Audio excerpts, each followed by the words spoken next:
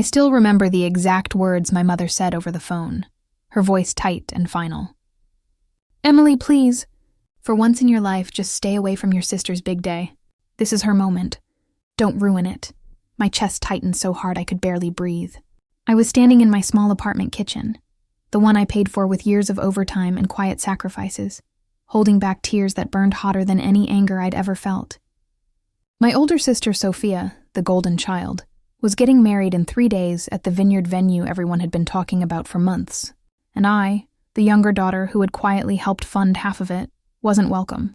They told me I was too intense, that my presence made people uncomfortable, that I didn't know how to smile in family photos the right way. The real reason, I knew deep down, was simpler. I had always been the reminder that not everything in our family was perfect. While Sophia floated through life on charm and my parents' endless praise, I had been the one working 2 jobs through college, lending money when Dad's business struggled, and biting my tongue every time they chose her over me. But I loved them. God help me, I still did. So I swallowed the pain, like I always had. I wired the last of the money they'd asked for, money I'd been saving for my own future, and told them I understood.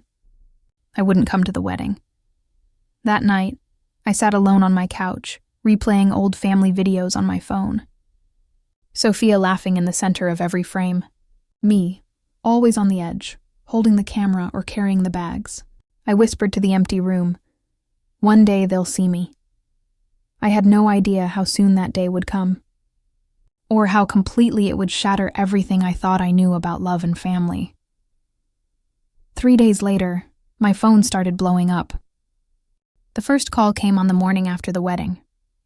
My mother's voice was shaking so badly I almost didn't recognize it. "Emily, something terrible has happened." I was at work, reviewing reports in the quiet corner office I'd earned through sheer determination. My hands froze on the keyboard. She told me the story in pieces, each one more devastating than the last. The wedding had been perfect on the surface. Lavish flowers, open bar, designer dress. But the groom, the man my sister had only known for 8 months, had disappeared. Not just left the reception early, vanished, along with most of the wedding gifts, several $1,000s in cash envelopes, and access to the joint account my parents had foolishly helped set up. Sophia was hysterical. My father was on the verge of a breakdown. The venue bill still had an outstanding balance because the final payment had been delayed. Credit cards were maxed. And the worst part? They had used the last of the money I'd given them to cover the honeymoon deposit. The honeymoon that would never happen. I listened in stunned silence as my mother cried. "We didn't want to burden you with details. You're always so responsible. We thought this time we could handle it ourselves." Responsible. The word landed like a slap. I had given them nearly $25,000 over the past year. Not as a loan, they said, but as family helping family. I had trusted them, and they had excluded me from the one day they claimed was the most important in my sister's life. That evening, my parents showed up at my door unannounced. My father looked 10 years older, eyes red and defeated. My mother clutched her purse like it was the only thing keeping her standing. "We need help, sweetheart," Dad said quietly. "Just a little more. Enough to keep the bank from calling. Your sister is broken. She's talking about not wanting to go on." I invited them in, made tea with steady hands while my heart fractured into 1,000 pieces. They sat on my modest couch and poured out every detail. The gambling debts the groom had hidden, the fake job, the way he had charmed every single one of them. They admitted they had ignored red flags because the wedding was already planned. Because Sophia was so happy. And then came the part that truly broke me. My mother reached for my hand. "We should have let you come. You always see things we don't. You're careful. You're smart." Her voice cracked. "We're begging you, Emily. Please, help us fix this." I looked at their faces that had once made me feel invisible, and something inside me finally shifted. The pain didn't disappear.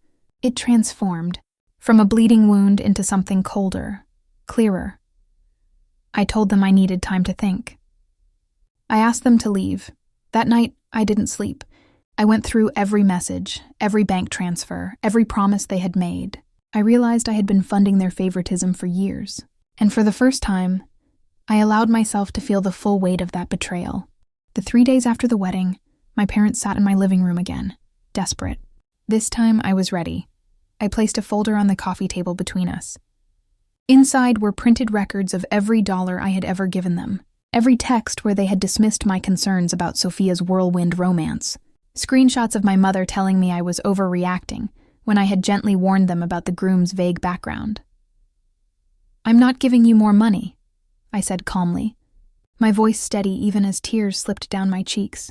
"Not this time," my mother gasped. My father stared at me like I was a stranger. "I loved you both so much that I let you break me over and over," I continued.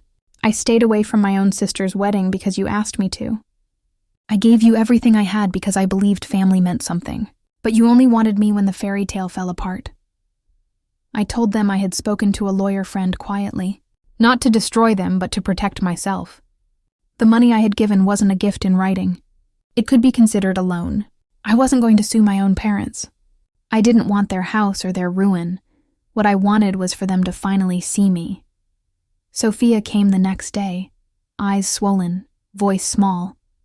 For the first time in our lives, she looked at me without the usual superiority. She apologized. She admitted she had gone along with keeping me away because it was easier than standing up for her little sister. I didn't yell. I simply told her the truth. "I hope you heal. But I need to heal too, and I can't do that while still carrying all of you." In the weeks that followed, I watched from a distance as they sold the fancy wedding gifts, downsized plans, and learned to survive without my safety net. It hurt. Some nights I cried for the family I thought I had. But every morning I woke up a little lighter. I started saying no. I invested the money I had left. I traveled. I built the life they never believed I deserved. Today, my relationship with them is careful and honest. There are no more big asks, no more exclusions. They finally understand that love without respect is just another form of betrayal. If there's one thing I've learned from the deepest heartbreak of my life, it's this. Sometimes the most powerful revenge isn't destruction. It's choosing yourself when everyone else has chosen someone else. It's walking away from the table where you were, never truly welcome, and setting your own beautiful one. I'm no longer the girl they told to stay away. I am the woman who finally came home, to herself. And that peace? It's worth more than any amount of money they could ever beg for.